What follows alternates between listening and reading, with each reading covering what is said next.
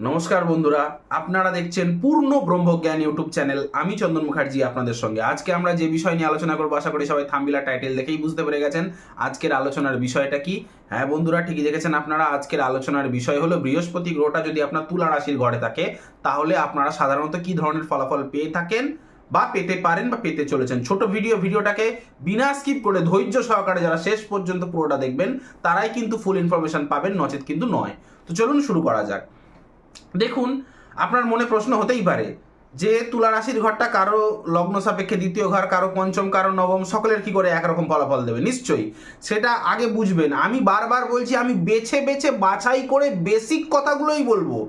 আপনার দেখা দরকার আপনার জন্মছাট লগ্ন কুণ্ডলিতে তুলা রাশির ঘরে বৃহস্পতি একা বসে আছে কিনা, একাই থাকা দরকার। তুলা রাশির ঘরে যদি বৃহস্পতি একা থাকে, সঙ্গে তার উপর কোনো প্ল্যানেটের কোনো দৃষ্টি নেই, সঙ্গে কেউ বসে নেই, তাহলে ভিডিওতে বলা বেশিরভাগ তথ্যই আপনার সাথে মিলে যাবে। তো চলুন শুরু করা যাক।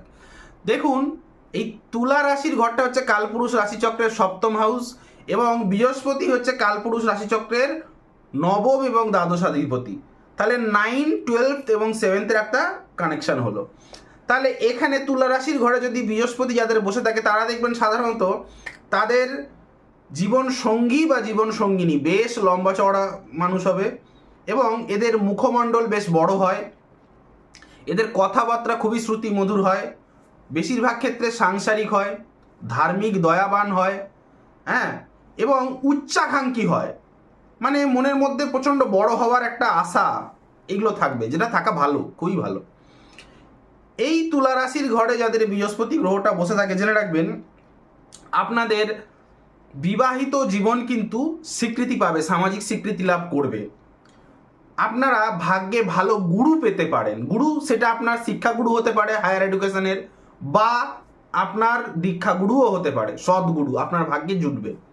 যদি বৃহস্পতিটা একা থাকে, সঙ্গে কেউ নেই, কারো কোনো দৃষ্টি নেই, তাহলে ভালো ধার্মিক গুরু আপনারা পেতে পারেন।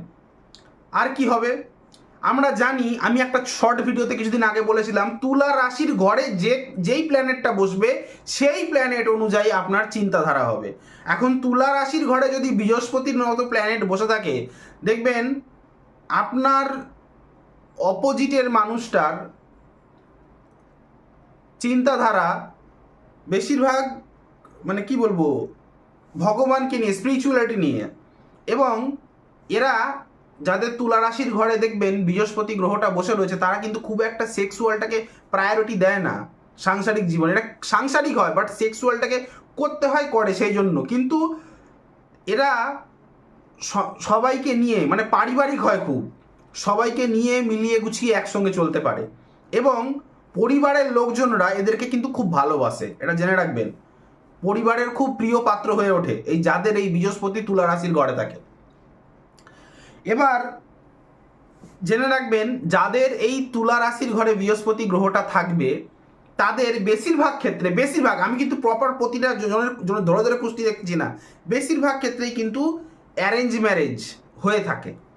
ঠিক আছে, যাই হোক, এই তুলা রাশির ঘরে যাদের এই বৃহস্পতি গ্রহটা বসে থাকবে, আপনারা এই তুলা রাশির ঘর থেকে মানে যদি মানে আপনার চিন্তাধারার বিচার করা হয় বলেছেন তো, কিন্তু এই তুলা রাশির ঘরটা জানবেন কালপুরুষ রাশিচক্রের একদম মাঝখান জায়গা, ব্যালেন্স, যার জন্য তুলা সিম্বল সমান সমান। এরা কিন্তু এই তুলা রাশির ঘরে যাদের বৃহস্পতি বসে থাকে এরা সব কিছুকে ব্যালেন্স করে চলতে পারে, পারদর্শী হয়। মিলিয়ে নেবেন যাদের তুলা রাশির ঘরে বৃহস্পতি গ্রহটা বসে রয়েছে সেই সমস্ত ব্যক্তি, মিলিয়ে নেবেন সমাজে বা তাদের অপোজিট জীবনসঙ্গী বা জীবনসঙ্গিনী সমাজে ব্যালেন্স করে ভালো চলতে পারে।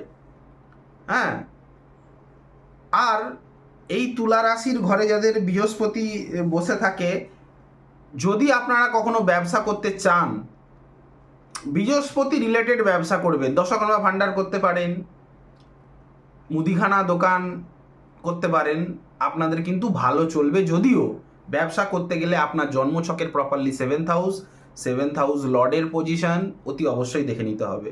তবুও একটা আমি কথা বলছি, কালপুরুষ রাশিচক্র হিসেবে সপ্তম ভাব তুলা রাশি, তাই সপ্তম ভাব থেকে শুধু বিবাহ নয়, ব্যবসা আরও আদারওয়াইজ অনেক কিছু আছে, বিবাহ আর ব্যবসার মেন ভাব, তাই জন্য আমি বিবাহ আর ব্যবসা নিয়ে বললাম। ঠিক আছে, ভিডিওটা ভালো লাগতে শুরু করে থাকলে লাইক করবেন, কমেন্ট করবেন, বেশি বেশি করে শেয়ার করবেন। চ্যানেলটিতে নতুন হয়ে থাকলে সাবস্ক্রাইব বাটনটা প্রেস করে নোটিফিকেশানে গিয়ে অলে গিয়ে অন দেওয়াবেন, যার ফলে আমার তৈরি ভিডিও বেরোতেই সবার প্রথম আপনারা পাবেন। আর যাদের মানে 2-1 বছর হয়েছে প্র্যাকটিস করেছেন যদি, কিন্তু চেম্বার প্র্যাকটিস করতে অসুবিধা হচ্ছে বা কমফোর্টেবল ফিল করছেন না প্রতিকার দিতে, তারা যদি আমার সাথে যোগাযোগ করে থাকেন, আপনাদের জন্য অনেক সুবিধা আছে, যোগাযোগ করতে পারেন। বা যারা আমাকে দিয়ে কুষ্টি বিচার করাতে চায়, হস্তরেখা বিচার করাতে চায়, স্ক্রিনে দেওয়া নাম্বারে কল বা হোয়াটসঅ্যাপ করে যোগাযোগ করতে পারেন। আমার নাম্বারটা হলো 8697429744। আরেকবার বলছি, 8697429744। আর হোয়াটসঅ্যাপ নাম্বারটা হলো 9619396811। আজ এখানেই রাখলাম, দেখা হচ্ছে নেক্সট কোনো ভিডিওতে, নেক্সট কোনো টপিকে। ততক্ষণ পর্যন্ত ভালো থাকুন, সুস্থ থাকুন, সুস্থ আপনার থাকতেই হবে। হরে কৃষ্ণ।